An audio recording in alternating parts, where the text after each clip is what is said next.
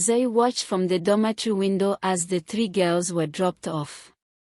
Each one of them stepped out from the front seat of different cars, while a man stood there opening the car doors for them.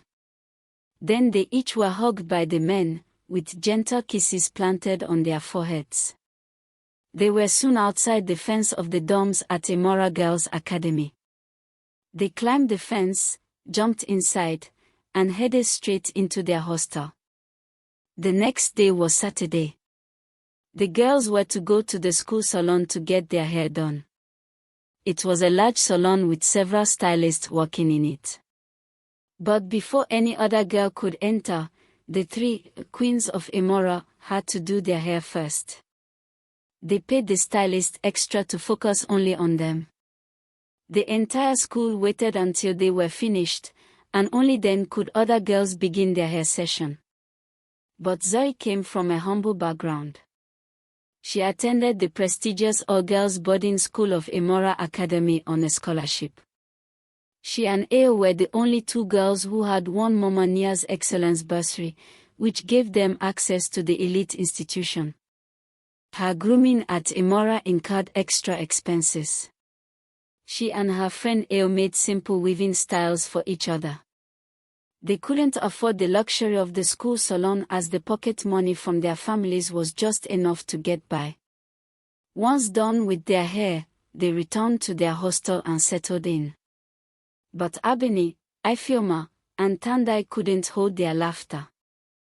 "Just look at them, ugly bush girls," Abeni mocked. "They don't understand that beauty is money." Some other students joined in their laughter. At the far end of the dorm stood their section. Their corner boasted the finest bedding in the whole of Imara. Their space was neatly decorated with petals and scented flowers. Seated there with crossed legs, they had packs of creamy popcorn and fruity smoothies. Zuri and Ao walked briskly past them, but just as they passed, Ao stumbled and spilled some of the smoothie. "I'm sorry," she muttered, standing and trembling. "You poor thing," Tandai sneered. "Have you ever seen a smoothie before? That cost 5,000 shillings. Zuri opened her mouth in shock. I can't afford that," she stammered. "If you can't afford it, then learn to walk carefully," Abeni snapped. After apologizing again, Zuri was allowed to go. The next day in class, as Zuri read her books, Abeni came toward her, initiating a conversation. "You study hard, don't you?" she asked. "Yes, of course," Zuri replied. "Well, we have an outing next week. If you come along, we might accept you as one of us." Most girls would beg for this chance. Zuri was taken aback. "An outing? Where? You mean you don't know?" Abeni laughed. "We're the three partying princesses of Imara. We go out every Saturday, whether school rules allow it or not. Our parents are powerful. Even the security chief listens to us." Zuri nodded. She had always admired the trio. They were beautiful and wealthy. "Okay," she said, her voice trembling slightly. That night, Abeni sent a student to deliver grilled tilapia and a smoothie to Zuri's corner. She ate happily, licking her fingers. "So this is what they enjoy," she said to herself. Abeni's father was a senator, and both Ifeoma and Tandai's fathers were in the National Assembly. That fateful Saturday night was Zuri's first outing. As she prepared, her friend Ao caught up with her. "You now do your hair at the school salon?" Ao asked. "Yes," Zuri replied firmly. "That was before. Levels have changed, including our old agreement," she added. "But Zuri," Ao pleaded, "don't you think this friendship is risky? It could bring trouble." "Trouble?" Zuri snapped. "These girls have been here longer than us and have never faced any punishment. They are untouchable. If I join them, I become untouchable too. Eo was left alone, no one agreed to do her hair. As for Zuri, she now sat and walked with the partying princesses. She began to feel like she finally belonged. Zuri, a slim, tall, brown-skinned girl, soon blended in. They taught her how to catwalk, talk smoothly, and gesture confidently. These skills matter, especially when we go out to clubs, Ebony told her. Your charm determines how much the men will spoil you. Finally, Saturday night came. Ifeoma, Tandai, Ebony, and Zuri waited by the shortest part of the fence and climbed over. Soon, a sleek car pulled up. A charming young man stepped out and embraced Ifeoma, kissing her forehead. See my princess, I missed you so much, he said, opening the door. The girls entered, and he drove them to his mansion, a breathtaking place with a grand gate, flowered lawns, and a sparkling pool under the moonlight. The house was luxurious, with modern decor and a vast living space. Zuri was overwhelmed. Soft music played, and disco lights filled the air.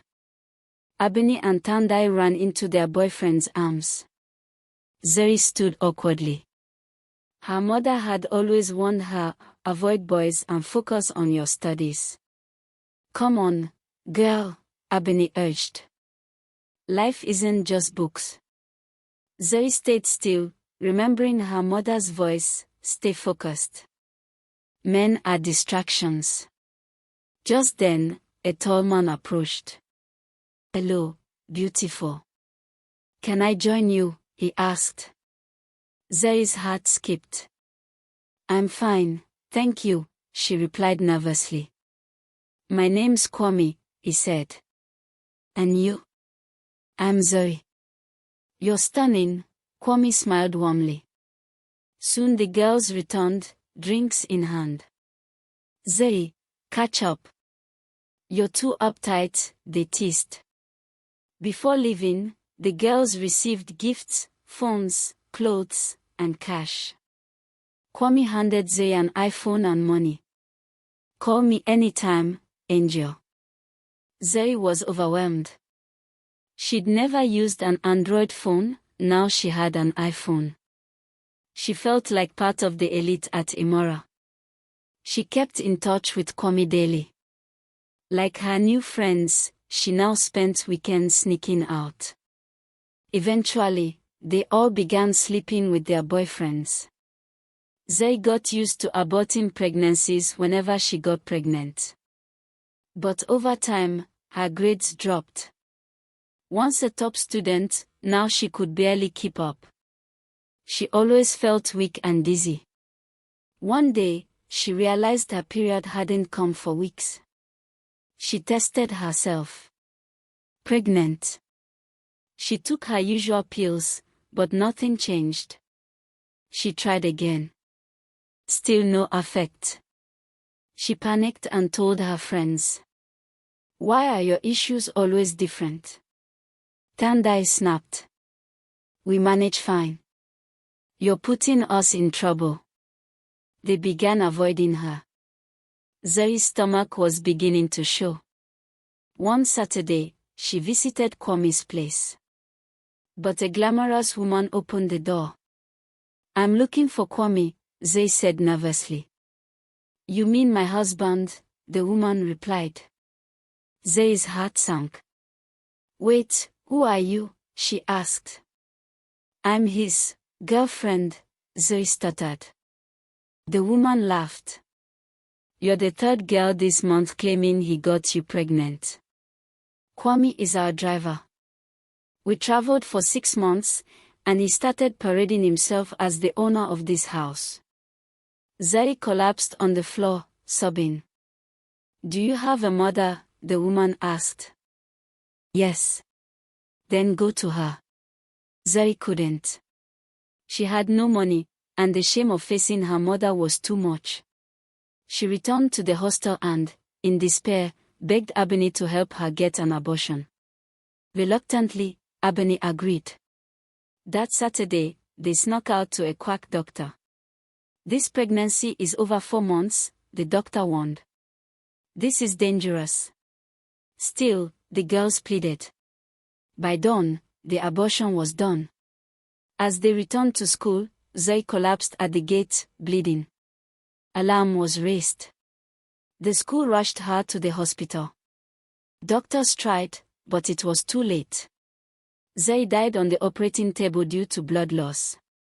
Moral: dear young girls, stay grounded. Listen to your parents, especially your mother's wisdom. Choose your friends wisely, and if you make a mistake, return home. It's better to be scolded in love than to lose your life trying to hide. If you value this story, like, comment, and subscribe for more heartfelt stories rooted in African culture and truth.